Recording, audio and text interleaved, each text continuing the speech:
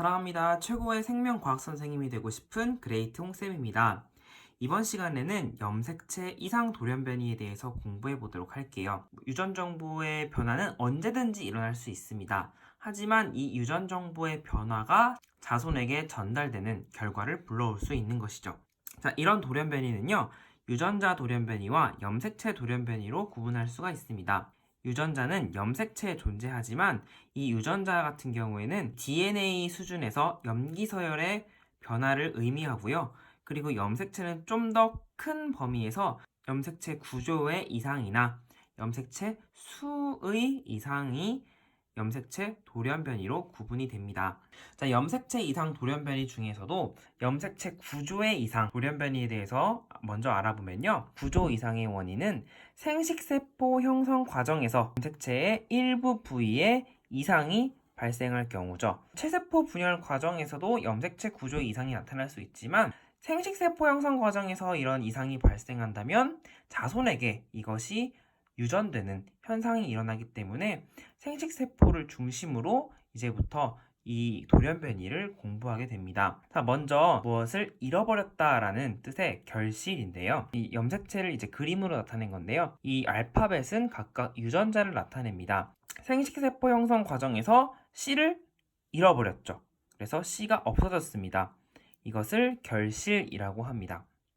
자, 두 번째로 역위, 뭔가 이렇게 뒤바뀌었다는 뜻인데요. 염색체 일부가 끊어진 다음 거꾸로 붙은 겁니다. 생식세포 형성 과정에서 이 B와 C가 이렇게 뒤바뀌었죠. 일부가 끊어진 다음에 이제 거꾸로 붙게 되었죠.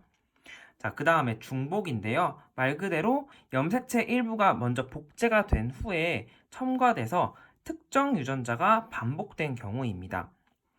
A, B, C, D, E, F라는 정상적인 염색체가 유전자의 중복으로 염색체 구조에 변화가 생겼습니다.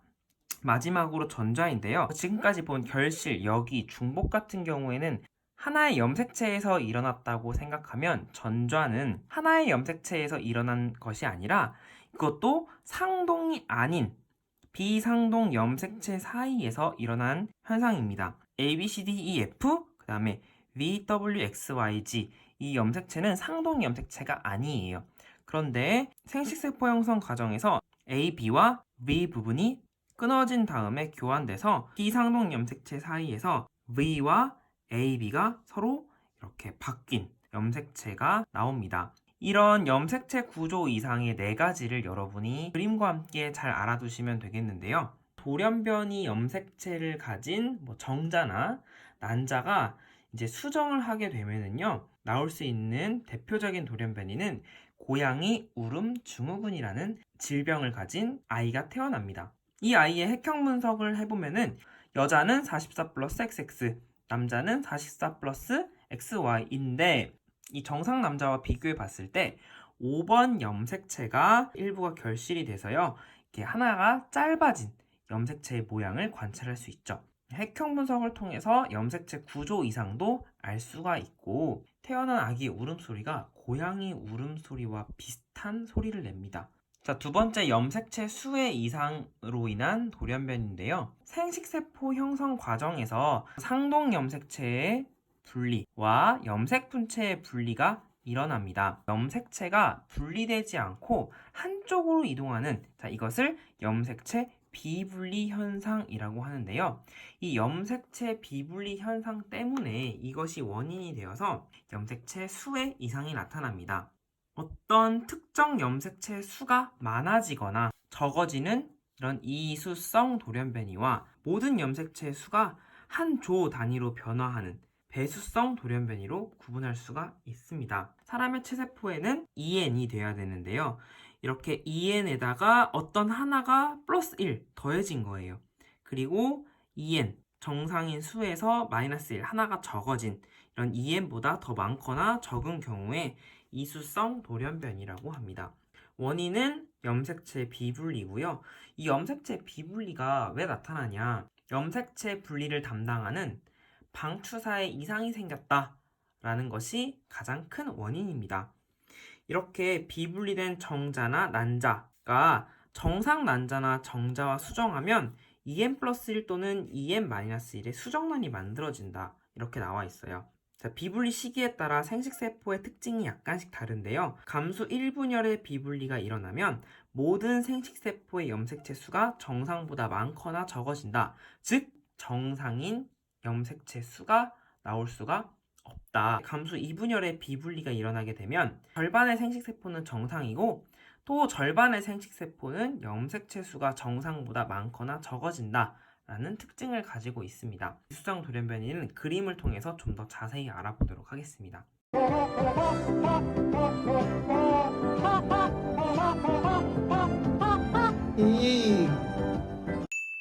사람의 세포 안에는 총 염색체의 개수가 46개입니다. 성염색체에서 비분리가 일어날 수도 있고 상염색체의 비분리가 일어날 수도 있잖아요.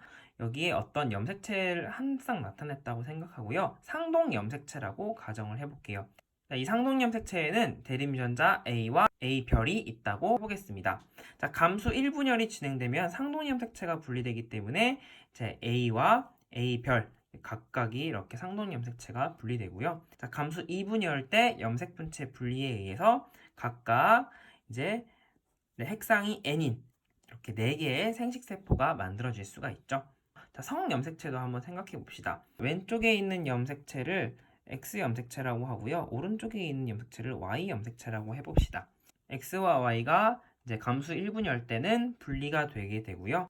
감수 2분열을 거쳐서 X가 들어있는 생식세포 2개와 Y가 들어있는 생식세포 2개를 만들게 됩니다.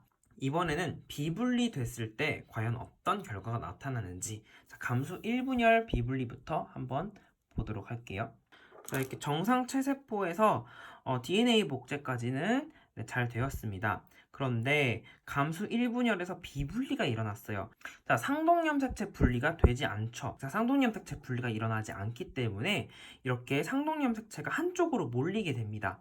자, 그 다음에 염색분체 분리는 정상적으로 일어난다고 했을 때 감수 2분열을 통해서 이 유전자를 잘 보시면요. 얘가 지금 A와 A가 아니라 A와 A별.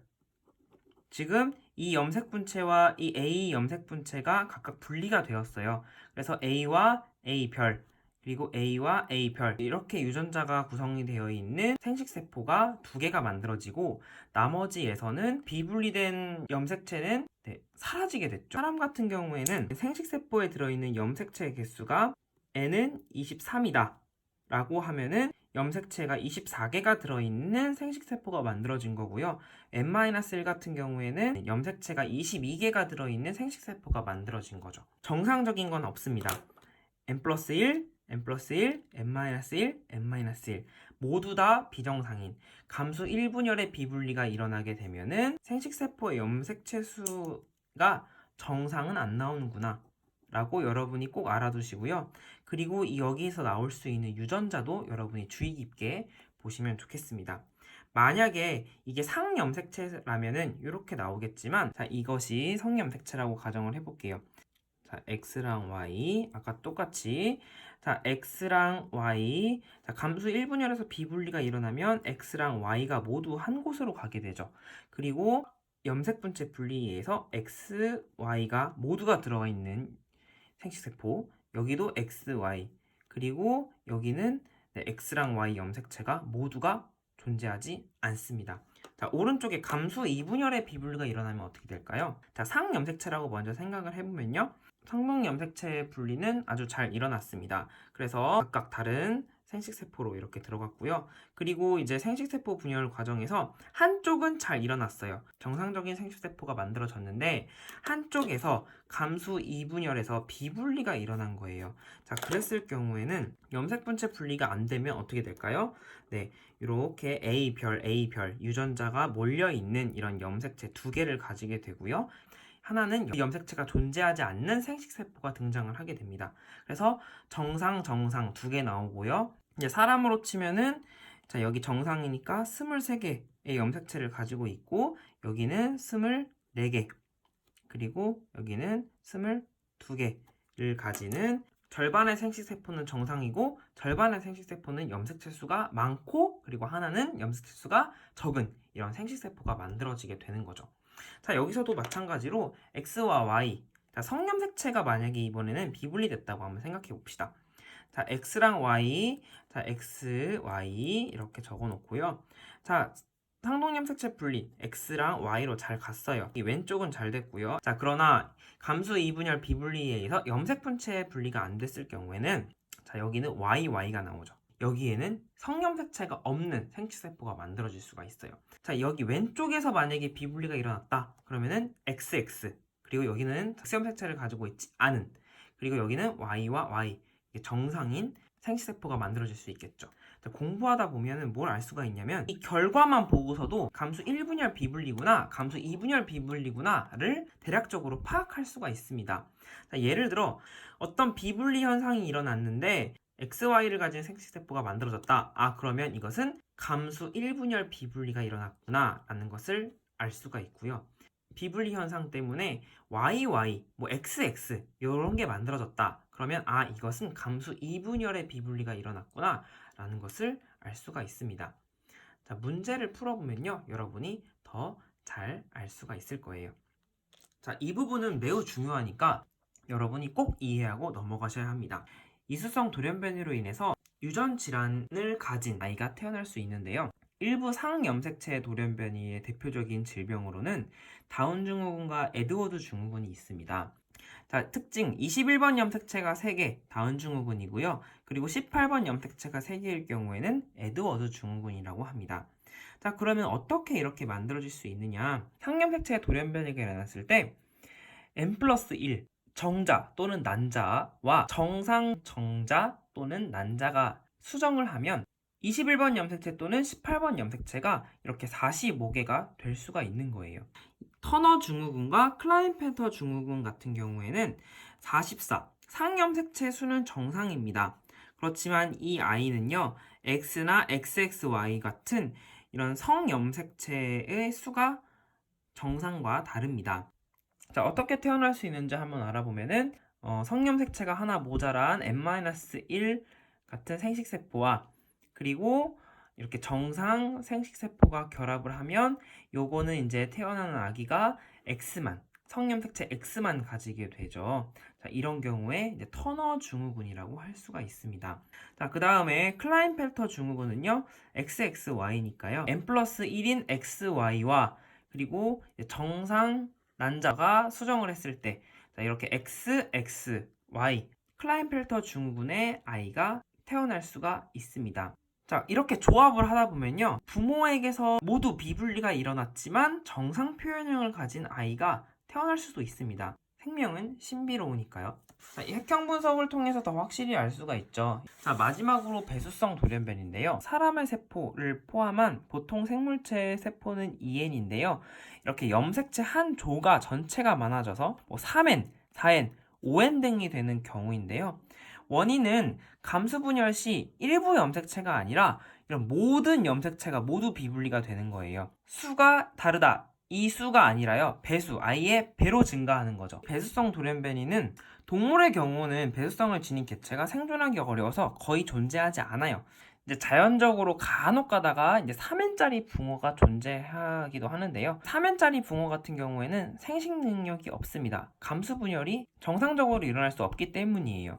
식물의 경우에는 이런 배수성은 흔히 일어나는 현상인데요. 우리가 먹는 농산물에도 배수성 돌연변이가 일어난 배수체가 존재합니다. 예를 들어 씨 없는 수박 같은 경우에는 생식 능력이 없어요. 이 수박은 염색체 구성이 3N이고요. 감자랑 토마토는 4N, 밀 같은 경우에는 6N짜리도 있는데요. 씨앗도 만들 수 있고 생식도 가능합니다.